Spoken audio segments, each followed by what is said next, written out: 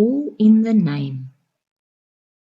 The 54-year-old undertaker isn't merely being friendly when he tells the bereaved to call him by his first name.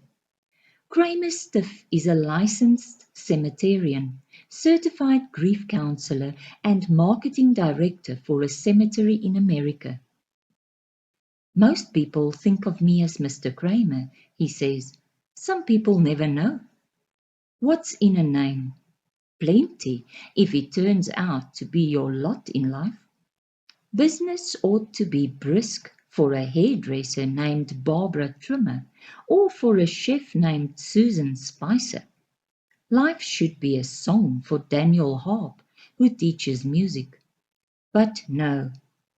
Talk to some of the aptly named, people like Bob Crooks, a used car salesman, and you discover that being saddled with a vocationally appropriate or, in Crook's case, a slyly judgmental name isn't necessarily a blessing.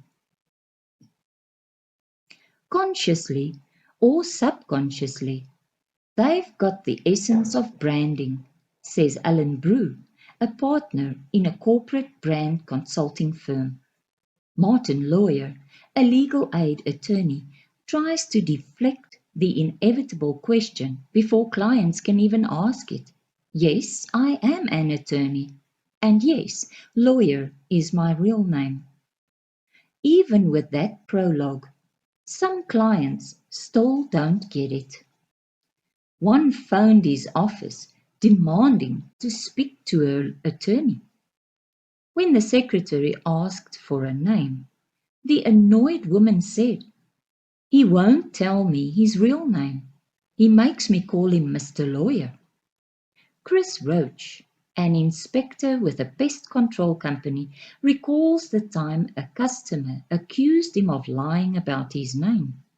She told the man that he'd better be on the level and bring identification, or he'd be greeted by a vicious dog and a shotgun.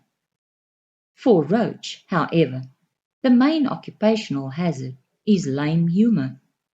People are always asking whether I'm bringing the problem, not solving the problem, he says.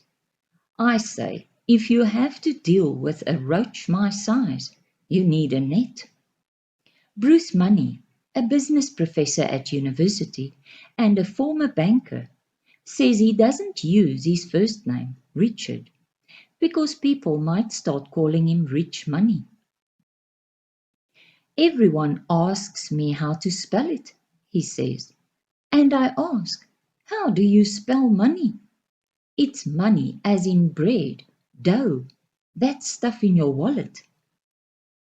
Is it tempting to legally change a troublesome name? No way, sniffs John Hamburger, who says his family name predates the fast food. But it is his fate to be the managing director of a restaurant consulting and publishing firm.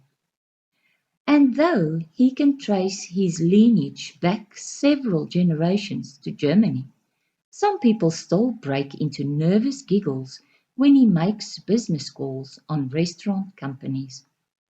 Are people with unusual monikers drawn to professions that suit their names?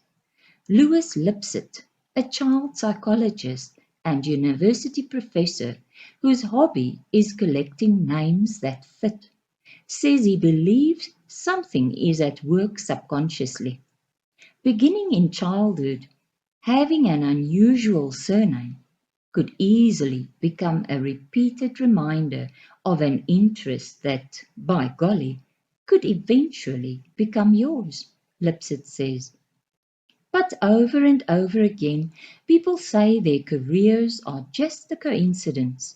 Larry Bone, an orthopedic surgeon, and Sean Buckles, a university fundraiser, both agree that their names didn't influence what they chose to do for a living. Roach says the name job connection might seem fishy, but it's just a fluke. Still, both his mother and his brother also work for pest control companies.